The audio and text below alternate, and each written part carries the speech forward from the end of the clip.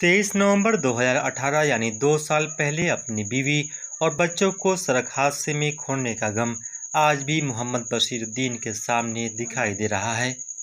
जब दिल्ली से एक बस में सवार मोहम्मद बशीरुद्दीन अपनी अहलिया और 2 छोटे बच्चों के साथ ढाका थाना क्षेत्र के गुहनवा पंचायत में मौजूद अपने घर को लौट रहे थे कि बाराबंकी के नज़दीक बस हादसे का शिकार हो गई, जिसमें मौके पर ही उनके छोटे बच्चे और बच्ची की मौत हो गई, जबकि उनकी पत्नी नाजदा खातून ने अस्पताल में दुनिया को अलविदा कह दी। उत्तर प्रदेश सरकार की जानिब से मुआवजे का ऐलान के बावजूद अभी तक उन्हें किसी तरह का मुआवजा नहीं मिल पाया है। हमारा तो जी दिल्ली से मुजफ्फरपुर हम लोग मजदूर हैं, मजदूरी का काम करने गए थे तो आ रहे थे तो बाराबंकी लखनऊ पे मेरा एक्सीडेंट हो गया, जिसमें मेरी पत्नी, एक लड़का, एक लड़की डेथ हो गई। तो हमें आज तक बिहार सरकार को आवेदन भी दिया आपदा के लिए, तो कोई लाभ नहीं मिला। आज तक कहीं से भी कुछ एक भी रुपए का लाभ नहीं मिला।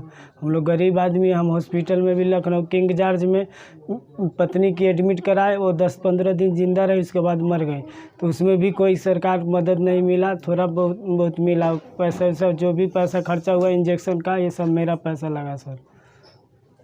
मोहम्मद बशीरुद्दीन ने बिहार सरकार से राब्ता किया, लेकिन यहाँ भी मायूसी हाथ लगी। मोतिहारी में आपको क्या कहा गया? मोतिहारी में गए थे आपदा के लिए, तो वहाँ से खत आ गया कि आपका यूपी में हुआ है तो यूपी में ही मिलेगा या नहीं मिलेगा, बिहार में नहीं मिलेगा। कि बिहार का मजदूर का बिहार में होता तो मिलता, यहाँ आपका आपदा का लाभ नहीं मिलेगा। कौन जीत रहा है बिहार? किसकी बनेगी सरकार? 15 साल लालू प्रसाद, 15 साल नीतीश कुमार, किससे आई बिहार में बहार? कौन है सीएम की कुर्सी का हकदार? कितनी सीटों पर जीत रही है ओवैसी की पार्टी?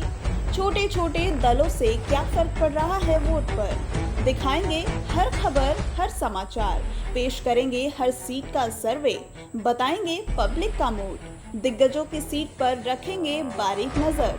हमसे जुड़िए, हमें देखिए, हमें सुनिए, क्योंकि हम आपको रखेंगे अप टू डेट। मिन्नत टाइम्स सबसे पहले।